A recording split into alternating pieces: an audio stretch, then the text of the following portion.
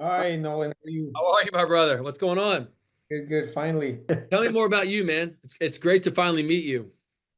Yes, yes. Well, I'm a commercial lender slash broker. We deal with 200 plus investors and lenders all over the country. I've been Yeah, doing it for the last 15 years, including my experience in residential mortgages before. So I started my commercial lending in 2015 and doing ever since. love it. Yeah. Commercial How real about estate. Once you go back, you can't go back to residential after you do commercial mortgage. no? No, I'll it's so never go back boring, ever. like it's so boring and yeah, and too much competition too. Like there's so many residential mortgage brokers. Everyone is until they become commercial That's broker. right. That's Yeah. right. Yeah. Nolan, my friend, Sanburn. I want to know more about you, your company, your background. What do you do? Well, Raja, obviously, I want to thank you for having me on. I know we've been going back and forth. Finally, thankful I get to speak with you. So, Thank you. was in residential before I even got started in property in general. I was a minor league baseball player, uh, making $600 every 2 weeks, just trying to be somebody, trying to get to the show. You know what you see on television.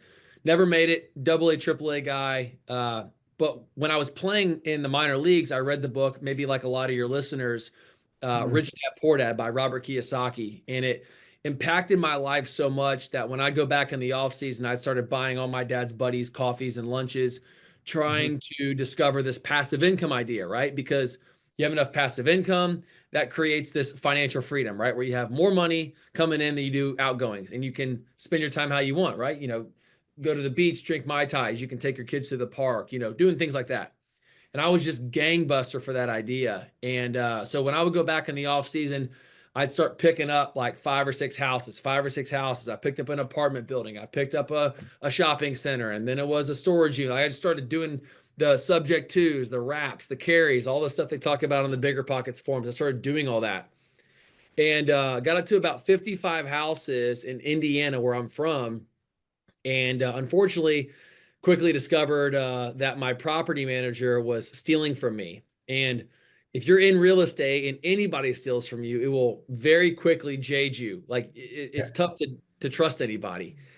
And then I read another book. It's called Commercial Real Estate Investing. Maybe you've read this one, Raja, about by Dolph DeRoos, and it's on my desk here. Another great book that impacted my life. Dolph, commercial real estate changed Look my. at There we go. Rich Dad Poor Dad. I guess I've got books everywhere right now. Not like a huge read person, but I just love to be educated and then take action with it. And so I knew that residential was or real estate is what I wanted to do, but Dolph DeRoos was saying that commercial real estate was really where the game is. And I Mhm. was a little afraid. I was timid because I grew up in a Dave Ramsey home. My mentor at the time he had like 30 houses, 35 houses, and they were all paid off, right? So he was making good cash flow, but they were all $40,000 houses. So me doing something different was just totally against the grain. It was against how I grew up. And when I borrowed that first 40,000 to buy my house, the first rental house, man, my parents were like, they thought I was a kamikaze. Like they looked at me cross-eyed. And then, of course, a couple of years later, I borrow $1 million to buy a building. And then now we borrow $1 million every other week to go buy a property, right? Like you know how that goes. And and then ever since then, it's changed my perspective on reality. Now I've got 12 buildings. We have a couple more under contract. Usually we're buying anywhere from 10 to 40,000 square feet, multiple roll-up doors, 16-foot clear heights, less than a mile off the highway, good blue collar, triple net lease deals. And ever since, man, I've sold all my houses and we've gone completely into commercial real estate. And it's completely changed my life. And I'm so blessed to show up every day doing what I love to do, man, 100%. That's great. That's great. So when you started all this, what kind of problems did you face and you still face? And how do you overcome those problems? I think the biggest problem when someone's getting started in residential or commercial, it doesn't matter, in real estate in general, is I think it's their initial belief system. When I first got started, again, I had a very closed mind. I was very short sighted. I was a baseball player, so I was only focused on my outputs that night in the game, right? Like nothing tomorrow mattered, nothing last night mattered. It's only where I was today. And so I had this very narrow, short-sighted approach. And it's basically a lot of how you think. You've probably heard the book Napoleon Hill, Think and Grow Rich. Yeah. It's true. It's truly accurate. Not so much of like you'll manifest things. I think that's a little philosophical, but I also think that it's what you believe and how you think is really going to impact how you live your life. And so what I started to do, instead of just surrounding myself with a bunch of guys that was running, guys that when I was in pro ball, that they're video game guys and doing this and back and forth. I was on off days, I'd actually take red eyes flights back to Indianapolis, rent a car and go look at 30, 40 houses for the day, drive a rental car back and take a red eye back to some city you've never heard of. Like I just Mm. was, I told myself if I'm gonna, I believe I'm gonna make it. I believe I'm gonna be a big league baseball player. But if I'm not, I will refuse to be a loser. I'm just not gonna end up just hanging out and floating around. So I think the biggest thing that can hold people back is the way that they think first. But Mhm. most importantly, a lot of people on the Bigger Pockets forums, or really, the real estate forums in general, it's find the deal and money will find you.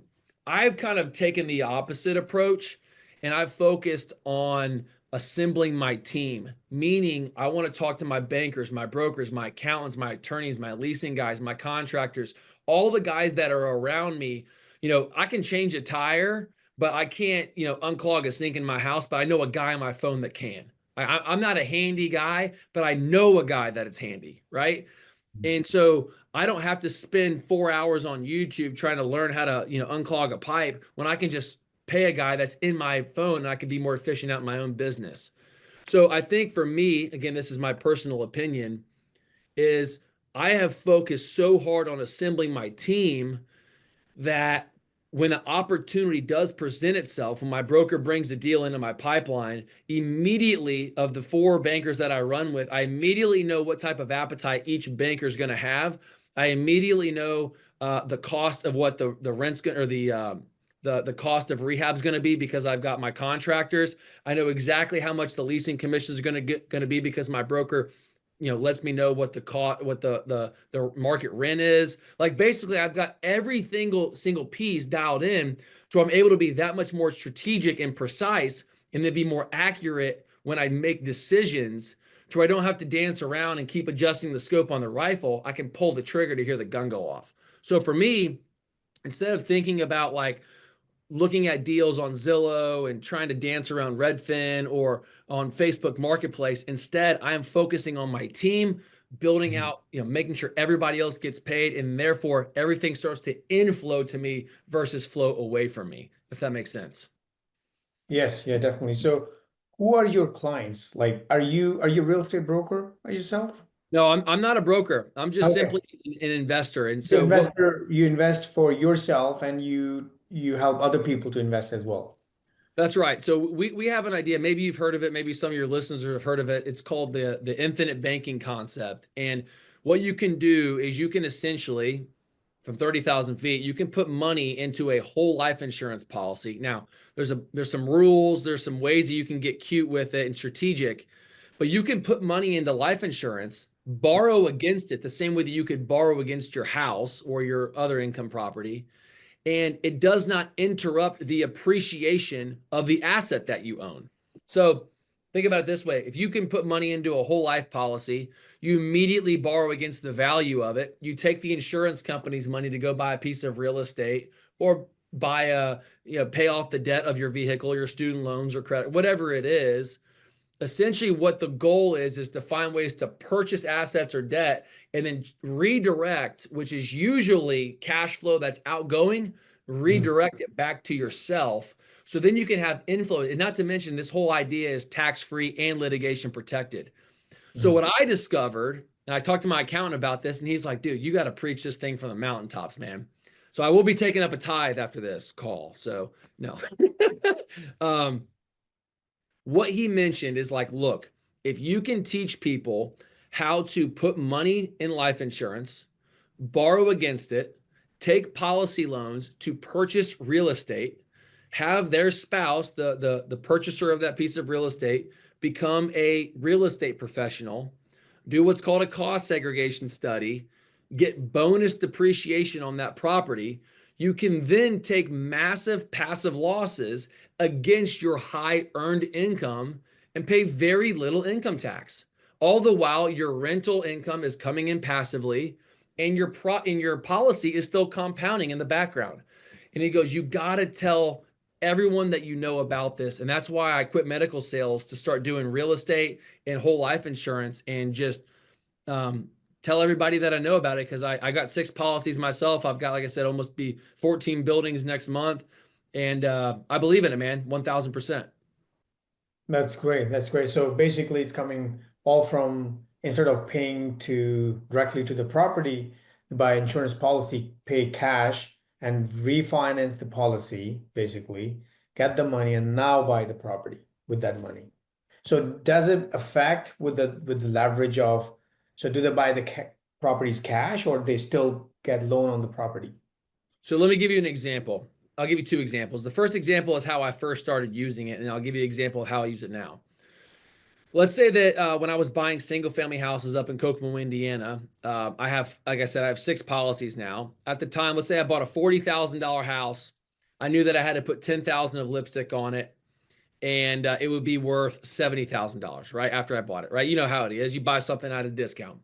So Mhm. I would take a policy loan for $50,000 for the purchase price and the rehab. I'd Mhm. be all in with the insurance company's money of $50,000, right?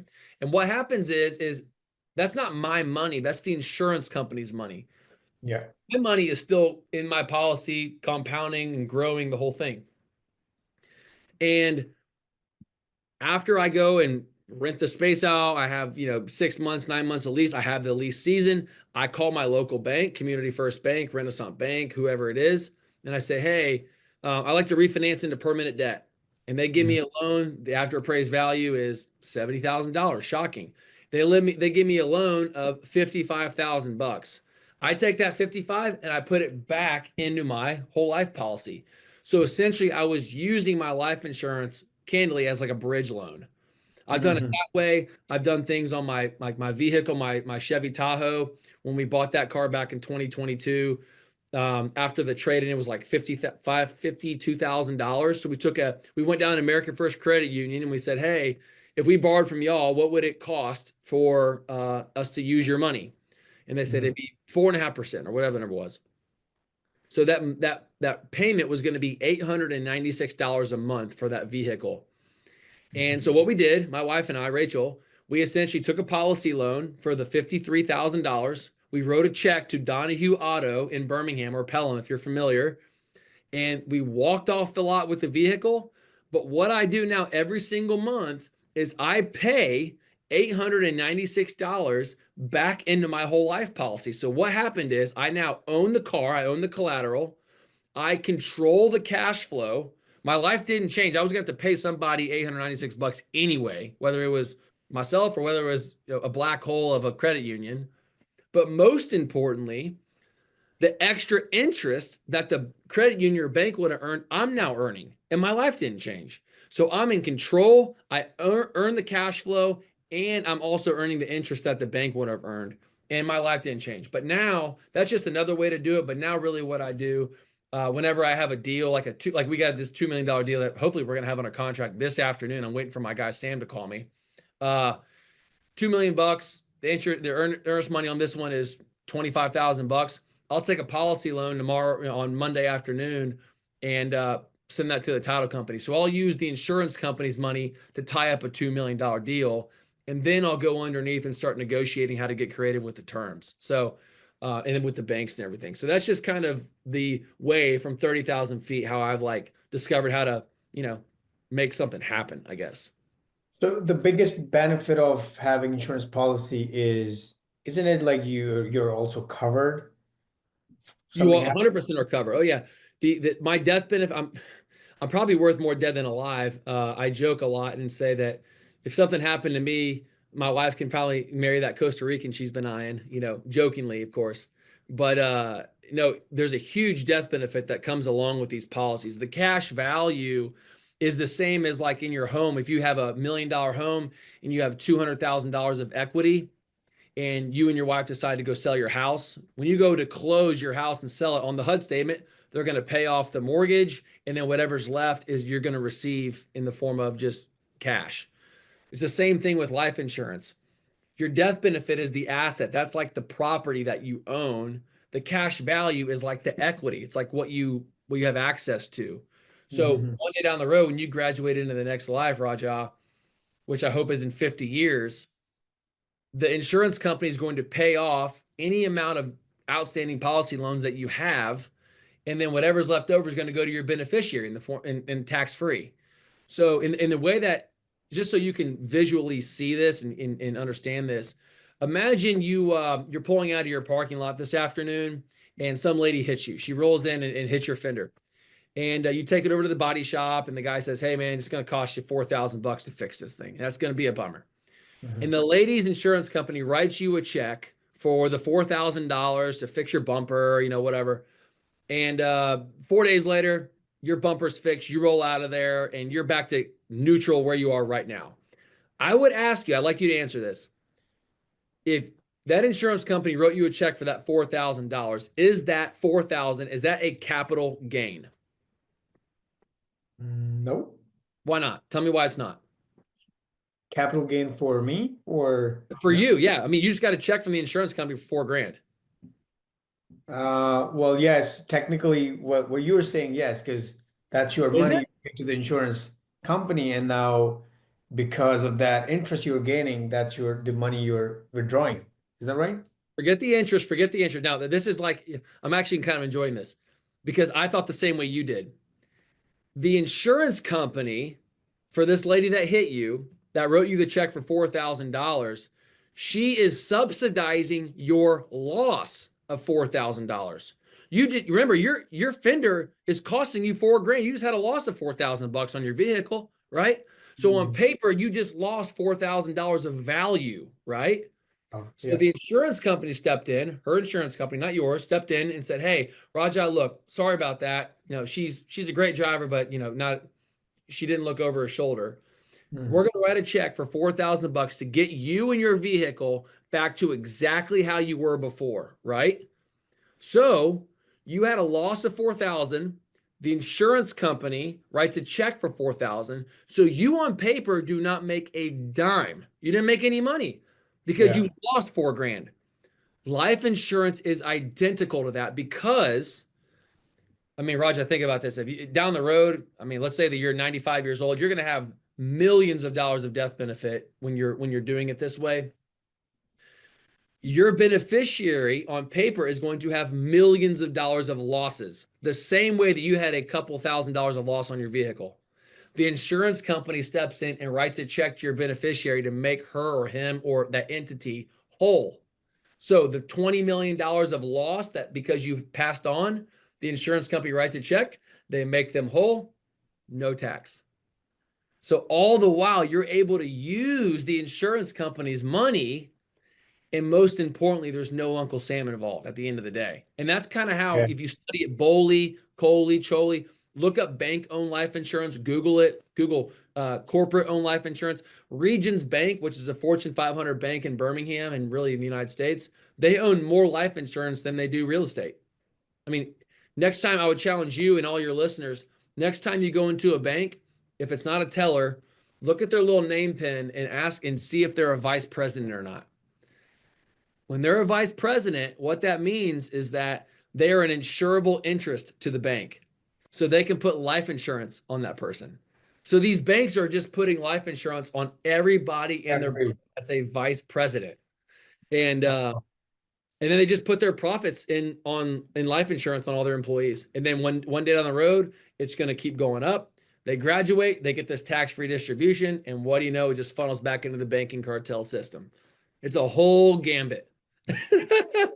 That's very interesting. Like I my TED never talk, I never guess, thought right? about It's hilarious. I never thought about that way. Like I understand what you're saying, insurance policy, financing the insurance policy, do something else. But the analogy you mentioned, it's very interesting. Very interesting. It changed my perspective, man. Like I said, I was a hater out of the gate when I first kind of started learning about this. I thought this was I was like, I can do real estate deals. I'm way smarter than this life insurance guy. Like and I was just an arrogant kid that still thought he knew everything from baseball. I was just kind of had that pretty much cockiness, I'd say. And I've changed my perspective a lot. I've just tried to study like what do other rich people do? What are these guys doing? Versus me only thinking that I was smarter because I had like 10 or 11 houses. And very quickly, as I was trying to discover, I was like, well, wait a minute. If banks are doing it, so it was almost like I came to this fork in the road. I was like, all right, either the banks, the wealthiest, they have the largest buildings in every downtown, and the insurance companies have their name on every large building downtown. So I was like, okay, there's two solutions to this. Either the banks are getting absolutely swindled and sold by some snake oil life insurance salesman. That's one solution. That could be it. They're either getting totally ripped off by one guy or Mhm. multiple guys, or there's something to this. And that's when I kind of had the epiphany of like, I just don't think they're getting ripped off. I think there's something to it. So that's when I started to study it. I started to read the book, Becoming Your Own Banker, which is it's right here. This is another great one. If you haven't read this one, this is another good one too. Becoming Your Own Banker, by Nelson Nash. And I just, I was, after I read it, I was like, there's just something to it. I even told my wife, I was like, I think this could be like a really cool thing. And she's like, you're getting sold by an insurance guy. And then now we've got like 6 policies. So she's like a huge believer now too. So I Great. That's love it. great. I'm gangbuster for it, man. I can't get enough of it. That's great. Tell me a little bit more about industrial Sure. warehouse that you help people to get those kind of properties. 100%. So the couple of years ago, like I said, I was in residential real estate and read the book and changed my perspective. And I'll tell you how I got into my first one, and then it just kind of snowballs. But 70,000 square feet in Tarrant, Alabama, which is like northeast Birmingham. I knew that I wanted to make a change. I knew I was buying $40,000 houses, and I was like, this is cool. But what if I added a couple more zeros to a transaction? I was just afraid. I had fear because of the unknown, right? And so the opportunity presented itself. I had a wholesaler at the time, not even a broker, send this deal to me. And 11 and a half cap rate, triple net lease, the whole thing. Pretty good deal. And 1.35 million in Birmingham. I had to show up with $350,000 for the down payment, which again, as you know, like that's just in real estate in general, you got to show up with a down payment. And this when we went and sat down with the seller, who's actually a friend of mine now, we've done a couple other deals since. He's like, hey, I'd like to leave $500,000 in this deal. He used that vocabulary. Mhm. And I was like, okay, all right. And I didn't agree or disagree to it. But I called my accountant afterward and I said, what can you educate me? Because again, I'm new to this commercial thing. I just knew I had to do something different. And I said, can you educate me on what he means by leaving money in this deal? Mhm. And my guy Clay Hagler is in Birmingham. Great account. If any of your listeners need him, he is awesome. Hagler and Brocado on Valleydale in Birmingham. He goes, Nolan, it's just a tax move. He's separating his capital gains into two separate years. It's very simple. And I said, interesting. So I said, so you're telling me that all I got to do, and what that means essentially is that I'm borrowing 900,000. It was like $850,000 from the local bank, and then he was financing me the down payment of $500,000 in the form of a second position mortgage and not receiving that at closing instead of me having to show up with that capital and send that to the title company. He's like, you just nailed it. That's it. That's it. And he's just separating into two separate years to lower his capital gains tax. Plus, I pay him an interest rate because it's debt. And I was like, interesting, interesting. Okay. So he's the one that's initial seller introduced me to this strategy of like second position more. I didn't even know what a lien was when I was first getting started. Mhm. And then we go buy another building, and then we go raise some capital from some investors. And there's a couple ways that I do this, and maybe you do this too with your investors, Raja. But what I like to do is I offer two easy solutions. Usually, when I sit down on $1 million building, I've got a couple relationships with banks. Let's say 750 from the bank. I got to show up with $250,000 for the down payment. I'll either have the seller leave money in the deal. There's a three windows, I guess. Have the seller leave money in the deal. It's usually a no-brainer for them because I educate them on, the whole reason why it's important to separate capital gains, the whole thing. I try and focus myself as a seller consultant. I don't show up as like a buyer. I try and let the seller know, hey, look, I you're in the steel fabrication business, you're in glass supply. I'm in the real estate business. This is what I do for a living. Let me show you how to lower your taxable income down to as minimum as possible. And I become a seller consultant. So when I sit down with them and they tell me about their capital gains problem, that's when I slow down and I say, John, Raja, I'd like to offer you an opportunity.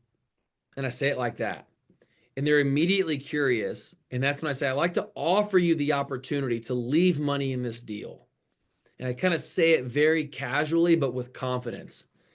And they're immediately curious. It like changes the perspective and kind of the whole like tone of the conversation. Before I was trying to get to know them, and then I'm down to business. And it kind of jolts them a little bit, but then they're intrigued. And then I say, look, here's my one pager.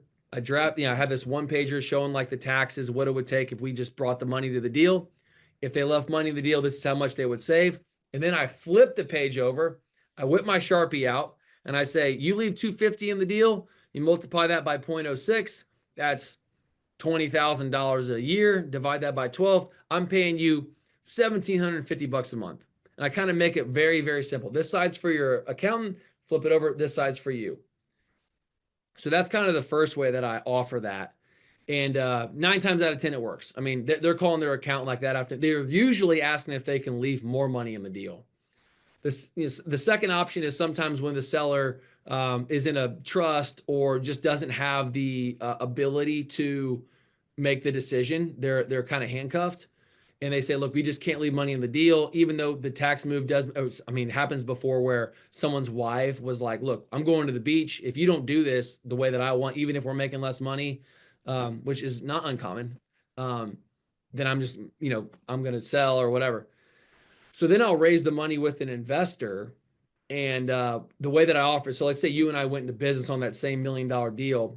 I would offer you to bring the $250,000 in capital as a down payment. And let's say the net cash flow was 50 grand a year or whatever. I would offer you to earn 100% of the cash flow, but we split the equity 50-50. And the reason why that is you make all the money in cash flow, you're more likely a much higher earner than I am. I need the depreciation deduction to offset against my other income, because the cash flow is just simply the cherry on top to me. Every deal's got to be bankable. You got to make sure you got the right debt ratios, the right cap rates, the right cash flow. But I look at it from a tax perspective. That's the only thing that truly matters to me is the taxes. So that's the second option. And the third option, of course, is, and I've only done this like a couple of times, um, depending upon the upside of the deal. And I did this actually like a year and a half ago, where I bought a building for $300,000, borrowed 75% from a bank, and then I had another investor who was a dentist that just didn't have any appetite for investment. Right? You have two levers, right? If you're an investor, you participate in the upside, but you also participate in the downside, right? The banks or lenders, they just want something consistent and they don't want to participate in risk, right? They're risk adverse. And this dentist was like, look, dude, if you can give me 10% on my money, I don't really care about ownership. I don't care about the tax benefits. I truly just want some type of stream of income, right? So I was like, interesting. How about this guy? Doc, you lend me $90,000. You're in a second position behind my bank, but I'm guaranteeing you $9,000 every year for the next 2 years or 3 years or whatever it was, 2 years. And then I'll balloon you back out the $90,000. And I knew that I had upside on this building, and actually we just refinanced it back in November. But I bought it for 300,000. We did a couple of things to it. It just appraised for like 600 and like 20,000 bucks or something. And so I just pulled out roughly 450 or whatever, like 70% loan to value, paid off my first mortgage. I paid off my second mortgage, which was my dentist lender. And Mhm. I still own 100% of that. I still have 100% equity in that building versus dishing off 50% equity to another investor who might have appetite for risk. So I think at the end of the day, that's a very, very roundabout way of getting there. But essentially having the seller leave money in the deal, partnering with another investor that has risk appetite, or partnering with a higher income earner that doesn't have risk appetite but just wants a return.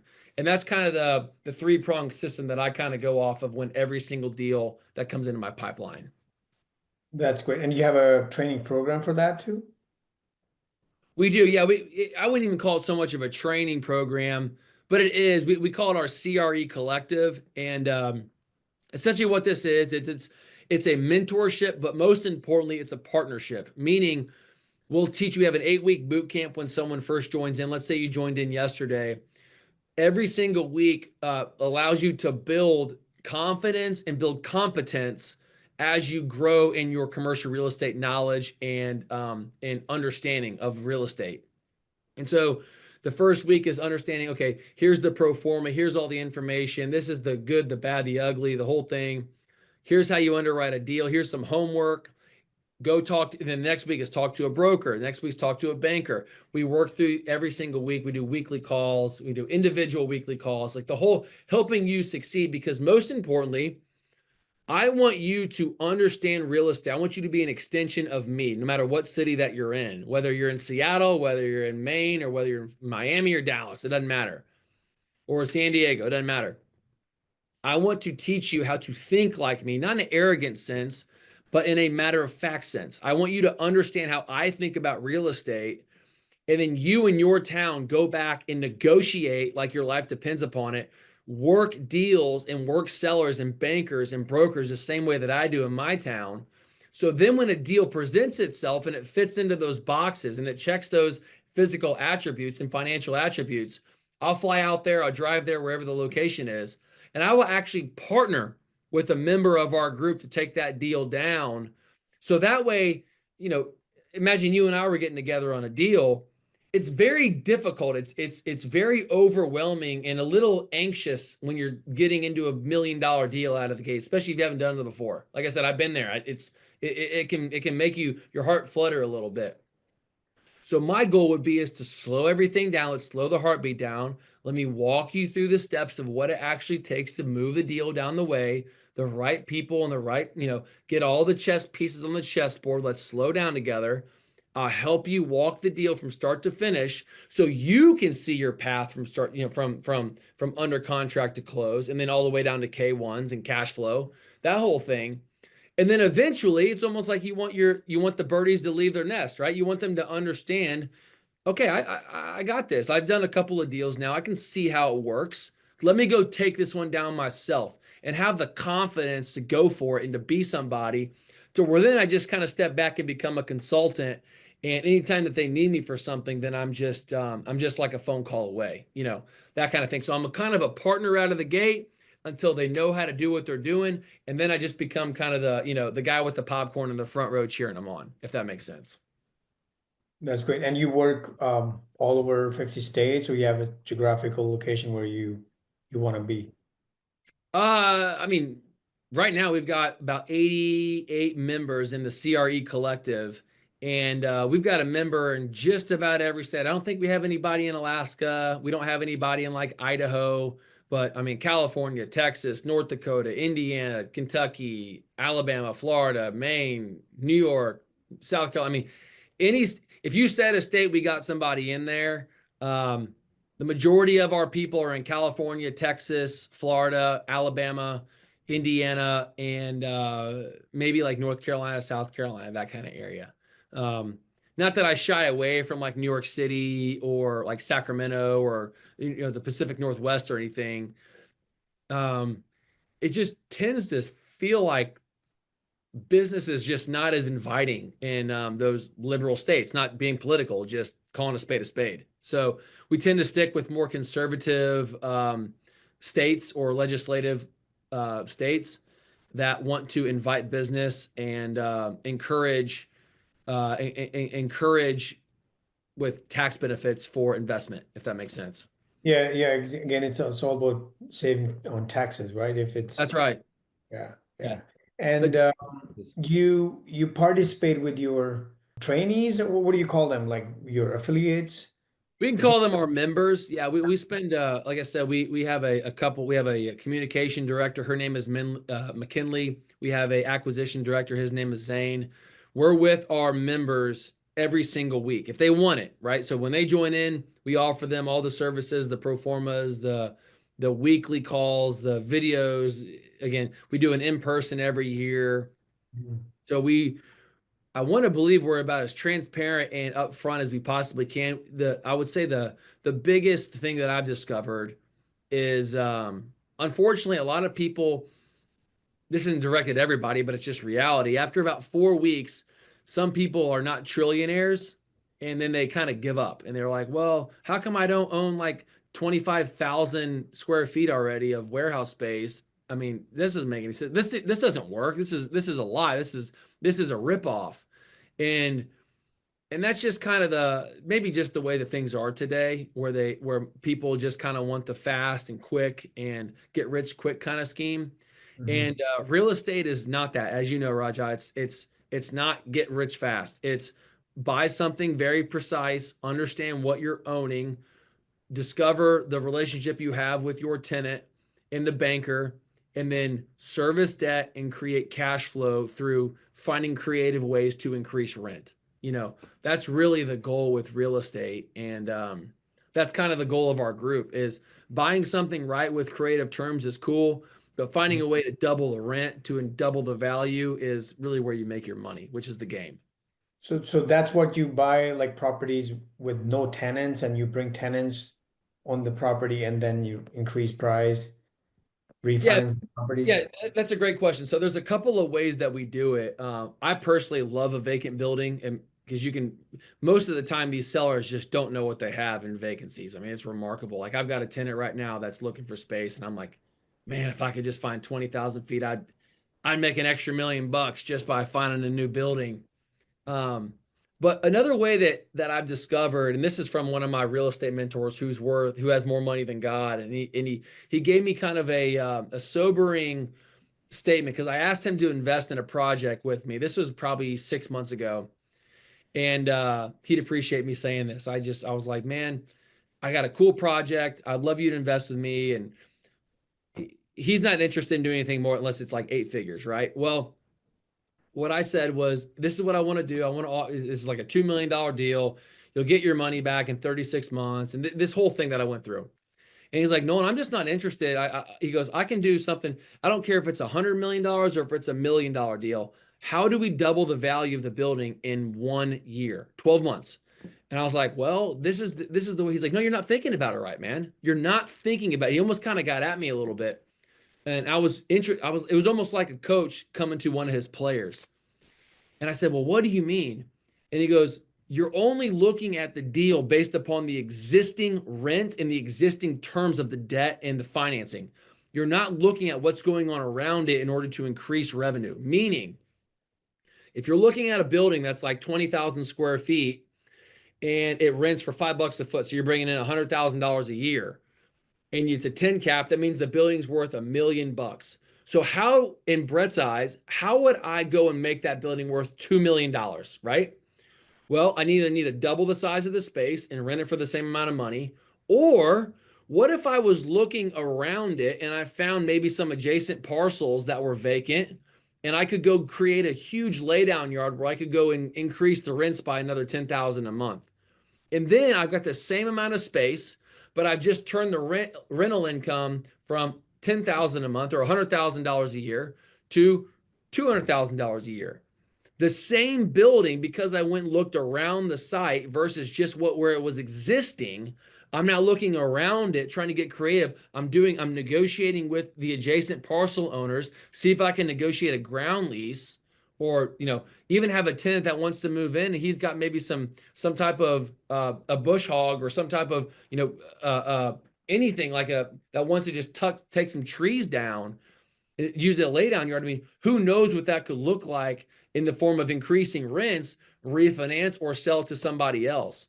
So that's the way that I'm now looking at facilities, is not just how it existingly sits, but what happens if I did X, Y, and Z around it? Or if this tenant left, what could I actually release the space for? Or because the terms of the debt and the purchase price are only a couple of variables. The true way of increasing value is by increasing the income, because you can only decrease the expenses down to zero. Like they can't go any less than that. The only way to truly increase value is by increasing the rent, by, finding out what's around and finding a solution that way. That's great. That's great. So, um, final advice. We're running out of time. So, final advice to people who are listening to you and they want to get into the same business you're doing, want to be a member. Man, the best advice that I have is well, there's two pieces. And the first is, if you're truly motivated to become an investor or whatever. Like I said, I'm 33 years old. I got a couple of kids. I'm just some kid's dad and some lady's husband, right? I'm just a guy. I'm just very passionate about taking action. I just pull the trigger to hear the gun go off. Most of the times I don't even know what direction I'm shooting. I'm just doing it to do it, right? I would say this, that join a group. It doesn't have to be mine, not have to be yours. It doesn't matter what it is. But don't just go on the Bigger Pockets forums and just dance around and just like see what's going on. I would say discover what you really want to do and what type of investor, what type of person you want to be. Scour the internet to find a small group. The same way that, we're in a Bible study and we're in a small group of like, six couples, right? Maybe the same way, Raja. I'm not sure. It doesn't matter. That's not the point. Point is that we're in a small group of people that all have a very precise direction in a life that we want to live, right? Meaning, if I was just in a group of 5,000 people, first you feel a little overwhelmed because there's a bunch of people, and then also you don't have this like truly intrinsic and just direct connect with people, right? When the smaller that you get, the more intimate that it gets, right? So I would encourage people, and I hate the word encourage, but I would recommend people to find a very small group of 10 to 20 people, what they're trying and wanting to accomplish. Narrow the scope as much as you can in on the rifle and go for what you want, and then be accountable to people in your group, right? Accountability in a group. And then the second, this sounds a little philosophical, but understand accounting 101. Understand what gross revenue is, understand what expenses are, look what your net operating income is, look at what maybe your debt service is, and then run a tiny little business for those people that are 15 years old, that instead of like not playing video games in the afternoons in the summer, go down the street and see if you can offer to, mow people's yard. And if you mow 10 people's yard for 20 bucks a pop, that's your gross revenue, your cost of fuel to purchase the lawnmower, maybe to print the flyers out. It might cost you 10 bucks. Like you get you get what I'm saying though. Understand how to run your book of business. Understand what a statement of cash flow is. And again, I'm not like an accounting expert, but if you can understand accounting, and then you have a laser focused group that's accountable to what you're trying to accomplish, it is impossible for you to lose. I'm telling you, it is impossible. There's just no way that you can lose. And I only wish that I would have done that. And that's what I'm doing for my kids right now. I live for it.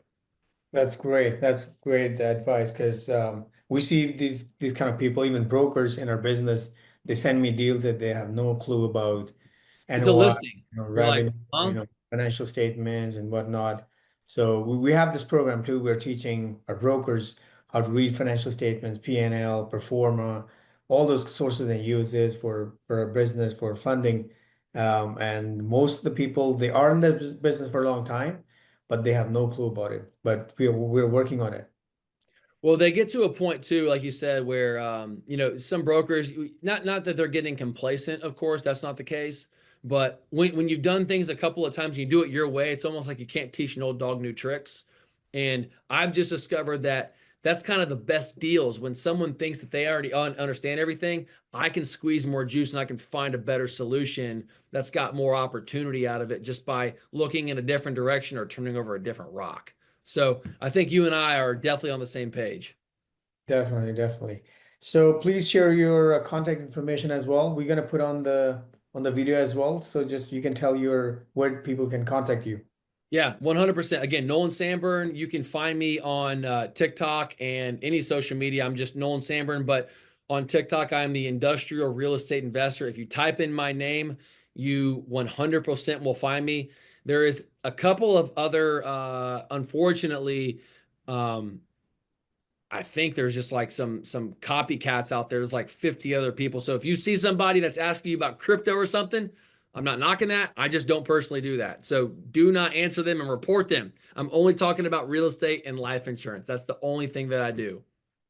That's great. That's a great call and great advice from you, Nolan. Thanks a lot for your time and your information. We will be in touch and we'll send you this video soon. That's great, man. Thank you so much for having me. I'm very appreciative, and I cannot wait to do some business with you in 2025 and beyond, man. Thank you so much. That's great. Thank you. Thanks a lot. Okay, see ya. Take care. Bye.